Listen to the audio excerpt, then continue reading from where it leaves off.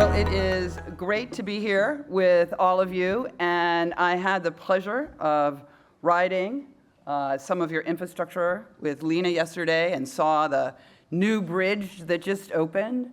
And, you know, I have to say, it is cycling paradise here in Copenhagen. So it's a little bit daunting, you know, talking to the cycling paradise people about how to build cycling paradises. But I also want to thank ICU for their great sponsorship of this terrific conference, the Danish Cycling Embassy, and of course, the City of Copenhagen for having us here today. Now, I know it's a little early, but you have had some coffee. So I'm going to start by asking you a question. You are the leaders of the global cycling community. What is the greatest cycling city in the world? What comes to mind when you think, other than Copenhagen, what's the greatest cycling city in the world? Shout it out. Paris, Amsterdam, Ghent. Brisbane. Wow, haven't heard that. Maybe you need some more coffee. Maybe you need some water. Thank you. There are people in Brisbane in the audience, so watch out. Okay, I've been to Brisbane. I love Brisbane. But it's interesting that the same cities, right, come up over and over again. Copenhagen and Amsterdam, Antwerp, more or less. But this global cycling story is actually starting to change. Today, eyes are on cities like Paris, which in just a few years has turned from the city of lights to the city of bikes. London has also transformed with its low traffic neighborhoods, its superhighways, and its low emission zones. And today, in Paris and in London, people on bikes outnumber the people in cars in the city center. People are also looking at the new cycling paths and school streets in Milan. And we might think that the cities with the highest proportion of people riding have the best cycle paths, like here on Copenhagen's signature blue bike lanes. But cities like Bogota are breaking new ground with blue lanes that have some of the biggest platoons of bike riders that you'll see in the world today. In fact, the number of daily riders in Bogota equals the number of people who live in Copenhagen. It's astonishing. In Bratislava, Mayor Valo is rolling out the red carpet to riders. This is a protected bike path on the banks of the Danube River. Tirana in Albania has implemented a cycling network and seen a dramatic increase in ridership in just a few years. Brussels is seeing the benefits of their new cycling investments with the Good Move program. So it's no longer the usual suspects that we look to for inspiration. But that doesn't mean that Copenhagen doesn't have a lot to say. People revere Copenhagen as a cycling mecca. It's part of the Danish culture, identity, and image, and one that people travel here to experience. And cycling here isn't just this novelty thing. It's basic transportation, the best way to get around, reliably, safely, quickly.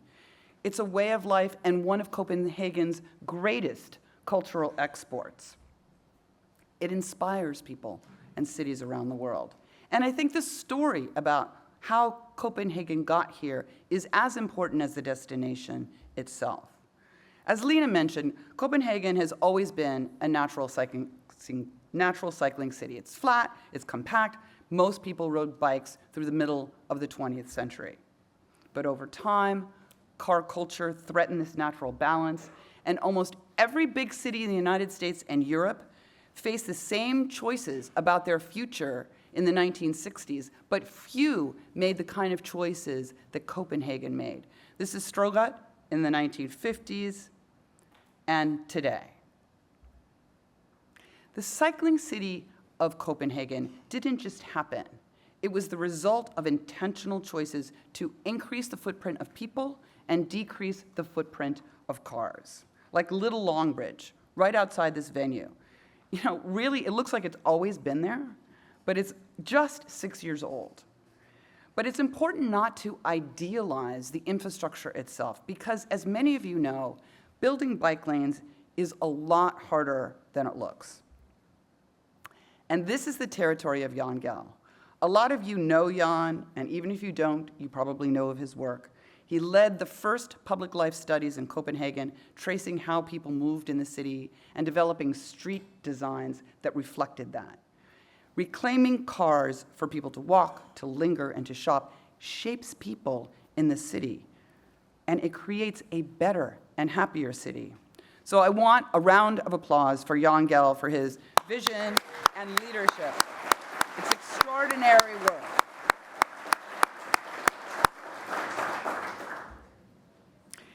I'm talking about happy cities, but happy is not a word that I would use to describe New York City's streets 20 years ago, as Luca saw. This is what biking on Broadway looked like in Manhattan back then. This street is not just hostile to bike riders. This street is hostile to human life. Under Mike Bloomberg, we took a different approach. His long-range plan looked at how are we going to accommodate the million more people that were expected to move to New York City by 2030 and still improve the safety, sustainability, and quality of life in our neighborhoods and in our business districts. It had profound implications for our streets.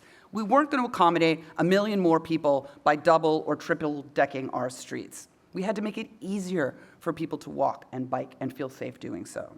So we created 7 rapid bus routes, built 650 kilometers of new bike lanes, over 60 new plazas, launched the largest bike share system outside North America, and recorded the fewest traffic deaths in 100 years. Biking was a big focus of our work, but you don't become a biking city by telling people they should just get on a bike because it's healthy and a good thing for the environment.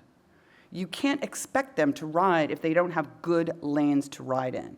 And there's a saying here that there's no such thing as bad weather for biking, and we saw those pictures. There's only bad clothing, right?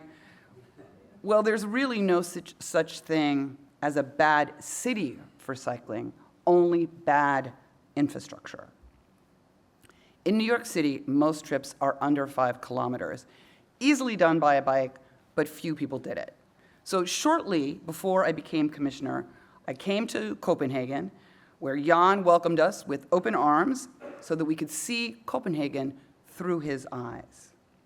And I saw bike designs like this that maintain parking for residents while making our streets safer and more inviting for people on bikes. This is an action shot from that visit. This was somebody on Jan's team. And we were kneeling in the lane, talking about the lane width, the curb reveal, the drainage. It was like the Matrix, where we saw the answer for the first time, realizing that we could transpose this simple design onto the streets of New York City.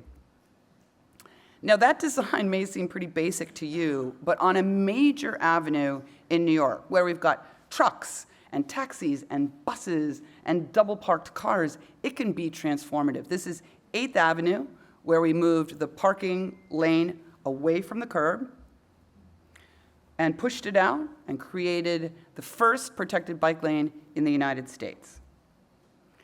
You get out of your streets what you put into them. And a few years ago, Broadway was all about cars. It was a drive-only zone. And a few years later, bike lanes, bike share stations, pedestrian plazas. We invited people to enjoy the street in new ways. We moved fast to create a network of connected lanes so you could get to where you needed to go seamlessly and safely, making the street not just work for cyclists, but for pedestrians and for the businesses in Union Square. So, everybody loved it, right? Everybody loves these kind of changes. Hardly. They said, we're not Copenhagen. It's too hot in the summer. It's too cold in the winter.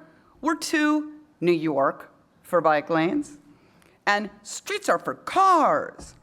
Everything seemed to have an exclamation point on it. One critic said that our first protected bike lane was too wide. He said it could have been a fraction of the size. That critic was none other than Jan Gehl.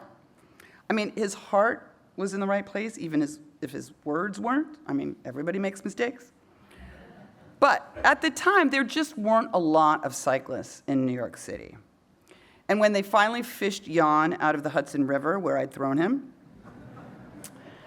I told him that we weren't just thinking about people who were cycling in 2007. We were thinking about the city that we wanted to be. And to get there, we had to act quickly and experiment with temporary materials, paint, planters, stones from old bridge projects, things that could be implemented quickly. Because bike lanes aren't just good for bike riders. They are the anchor for an entirely different street. Well-designed infrastructure brings order to the street, and there wasn't much order when I started in 2007. But by 2013, we'd built a network of new bike lanes. I love doing this because it looks so easy. Oh, just push a button, all those bike lanes, so easy.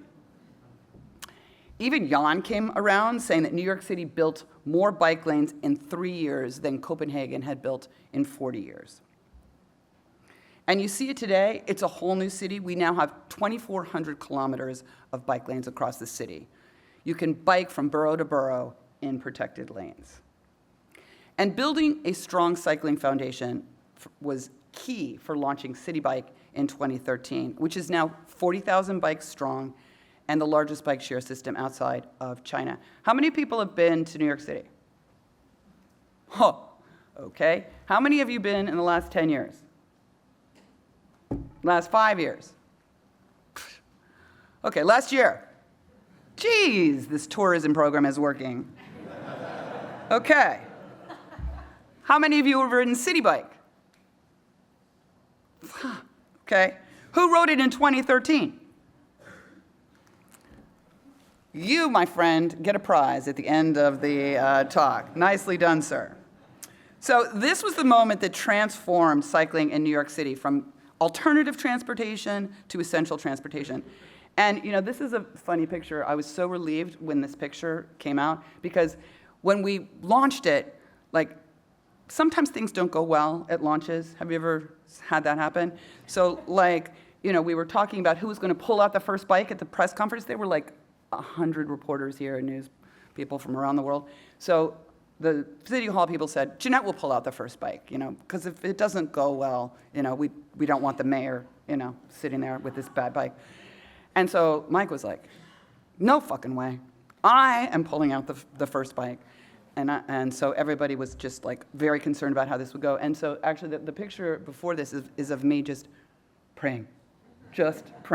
And we were so relieved because his point was, it needs to work for me and it needs to work for everyone. A generation ago, a typical rider in New York City looked like this Mad Max messenger with a bag like a bandolier across his chest. But today, people use City Bike to commute, to shop, visit friends and families. 620,000 people a day ride bikes in New York City. 150,000 of them on City Bikes. Today, there's a generation of New Yorkers that have never known their streets any other way. And when you have safe streets, you have better neighborhoods, better ways to get around, better ways to get to everything you care about.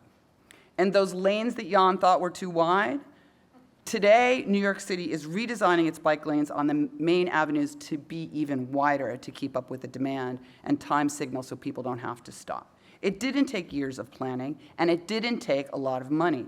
People sometimes criticize bike paths and plazas as nice things to have, but not if you need to fix your roads and fill your potholes, right?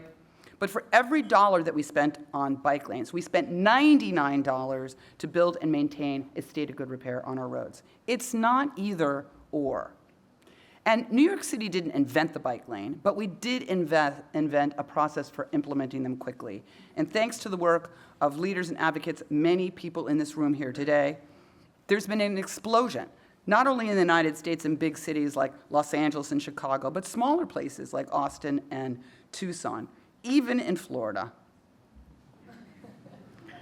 And in cities not known for cycling like Mexico or Manila, where streets are starting to look more like the people who use them. This model of moving quickly and inexpensively holds a lot of lessons for cities around the world like Recife, which may not get the Copenhagen seal of approval, but the bright colors and the tactical designs represent a radical change in the culture of the street. This design may not look like much compared to what you have here, but it can mean the difference between riding and not riding in Bangkok. In Kampala, protected lanes get people to where they need to go safely. Cycling paths aren't great because of their engineering or their color or their cost. They're great because of what they make possible. Don't require years of research, don't require years of study and 8-figure budgets. They require bold, creative action that you can take today. And they're an incredible return on investment. Every dollar invested saves millions in the long-term health and economic benefits, as Tony pointed out earlier. On our first protected bike lane, retail sales went up 49%, while injuries and speeding went down. And this is consistent with national research across the United States, which found that street improvements like bike lanes, have a positive local benefit on businesses and economies, contrary to what many people think. Similar results around the world. You can see this in Toronto, more spending, more cyclists after the bike lanes went in. London found walking and biking improvements spurred a 30% increase in sales. Brussels, redesigning their city center through was better for business, dramatically reduced crashes and deaths. All of this is strong evidence for moving aggressively with people-first transportation projects. And people love these changes, and they elect leaders who support these changes. In city after city that's faced a backlash, the headlines against these changes are being replaced by headlines like these. Mayor Hidalgo, re-elected. London Mayor Khan, re-elected. Milan Mayor Sala, re-elected. Sydney Mayor Clover Moore, re-elected. Montreal Mayor Valerie Plante, re-elected. Where mayors have implemented the most aggressive bike and pedestrian plans, they have been consistently re-elected. Telling the story of change is a critical part of that, and I want to acknowledge the master communicator for transformative change, I think, in the world, Seth Solomonu, who is my colleague and my co-author on Street Bike. If you need some counsel on how to message change, there's no better guy to go to. In city after city, whether in New York, Detroit, or across Europe, these changes are increasingly the mark of a world-class city. But it takes leadership to make it happen. And the next mayor of Copenhagen can continue this tradition. Moving fast to take action today, not waiting years to make great streets a reality.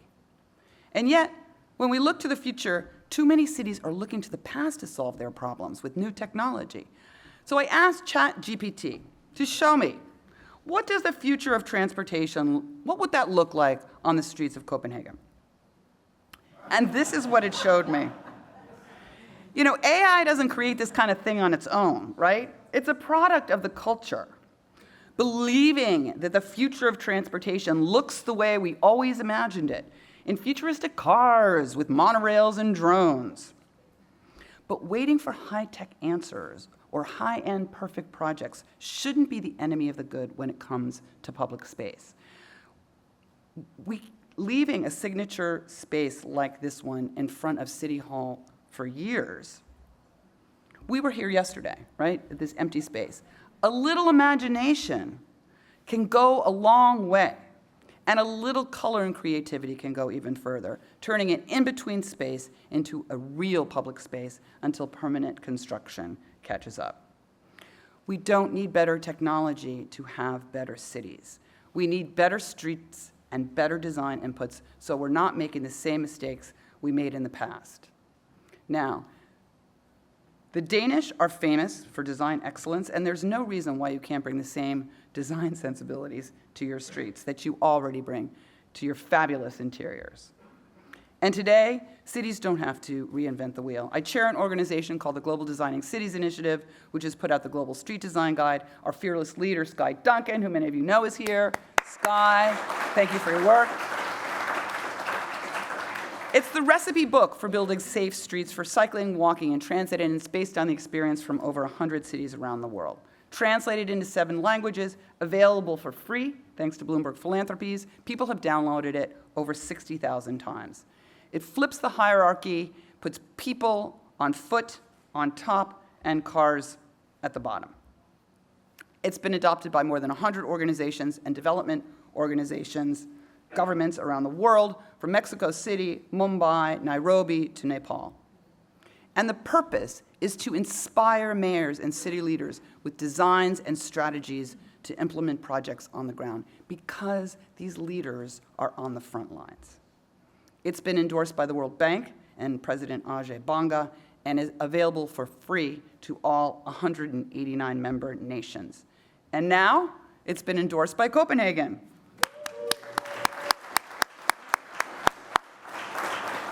This is an important message to cities around the world, because these standards are now recognized by one of the world leaders in street design.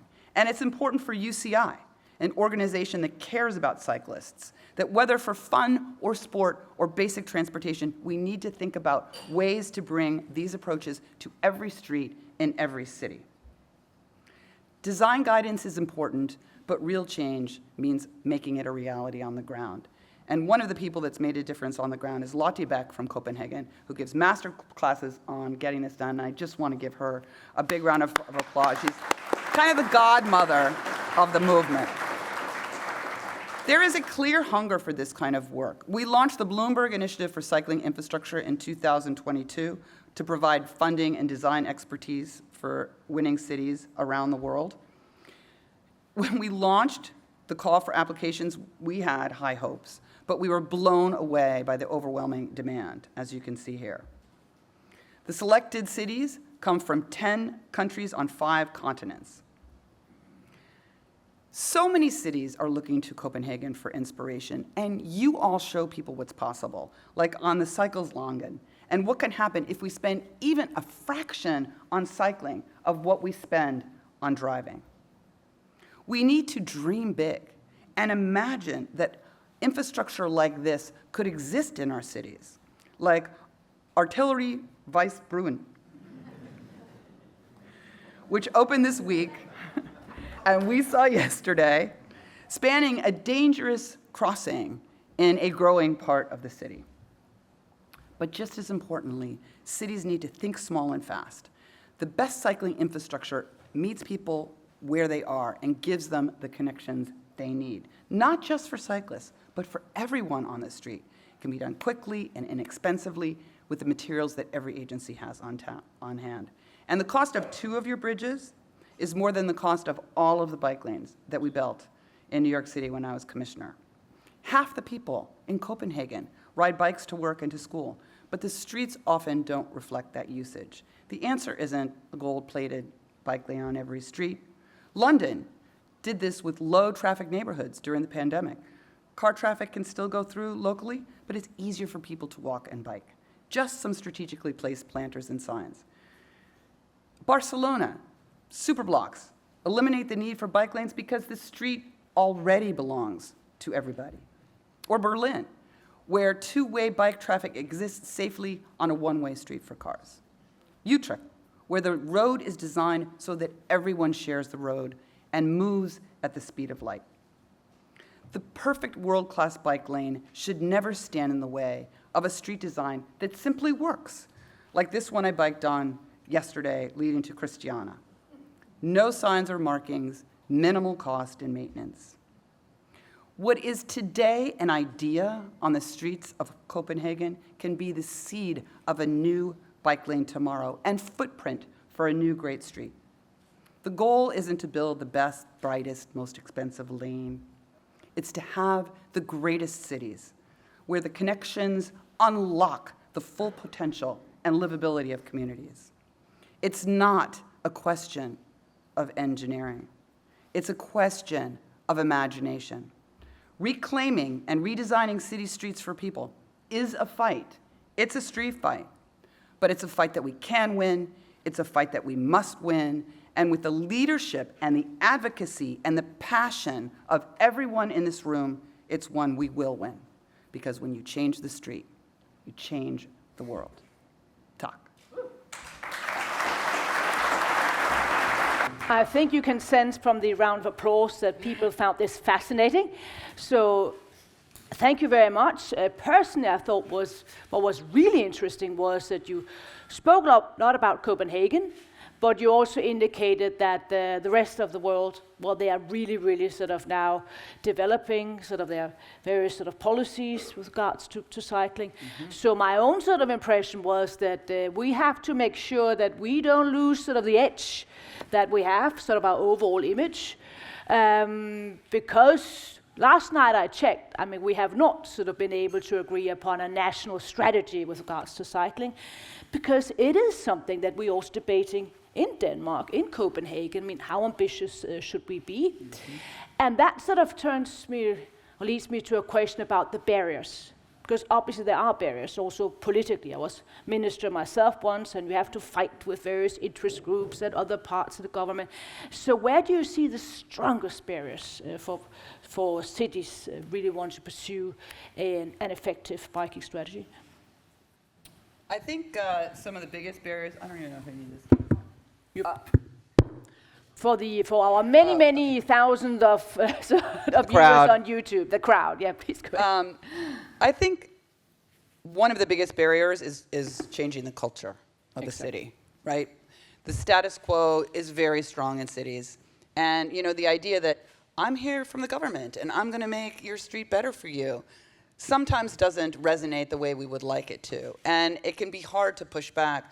I think that's part of the success that we had in New York came from having a visionary mayor, Mike Bloomberg, that laid out a strategy for what we were trying to accomplish. So you might not agree with putting in every bike lane, every bus lane, every pedestrian plaza, but you knew why we were doing it, right? There was an idea behind it. And then we moved very fast to show what was possible. And I think that made a difference. You know, so many times, you know, you go to a community and it just takes years to get anything done, right? So we started in communities that wanted the change, right? Where we were wanted, and moved fast to transform parking lots into plazas, to just with the temporary materials. And a big part of it was doing it in temporary materials because it reduced the anxiety that people felt. If it didn't work, we'll put it back. Yeah. It's fine, right? But people could see, hey, it's not the end of the world. I kind of like this.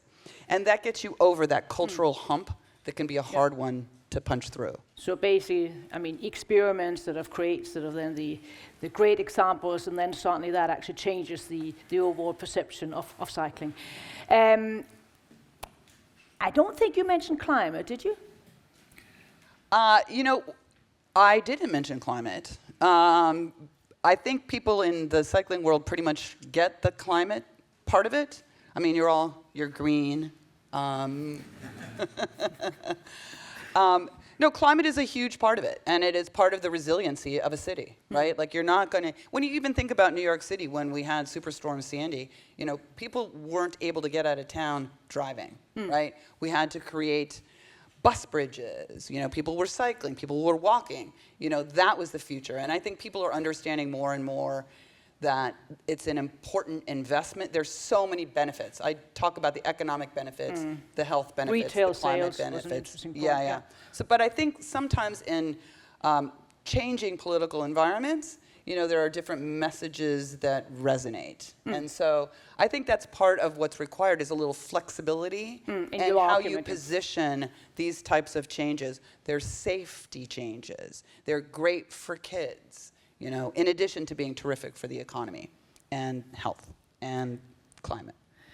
You were very kind about Copenhagen, and obviously all Danes and people living in Copenhagen agree with you. It is an absolutely, I mean, it's a great city. But I'm sure that when you sort of were biking around Copenhagen, that you also got some ideas for us. We thought, why are they not having a bridge here? Or why are they not having more bike lanes here? Or any ideas for us? Well, I think one of the ideas which I talked to was in front of City Hall. And I think that that's an easy one. It's a visible one. You could move very quickly on that. I think that some of the experiments that you tried during COVID also, you know, looking back to those were quite inspiring. And I think a lot of cities actually used the pandemic to experiment and try new things and then saw that they worked and kept them afterwards. So I think there's a lot of opportunity still in the streets, but I have to say, it is fantastic biking around this city. It's a joy to be on these streets and with these beautiful bike lanes. So I must leave you with that. Thank you very much, Janette Sadik-Khan. Thank you so much for coming. Truly enjoyed it.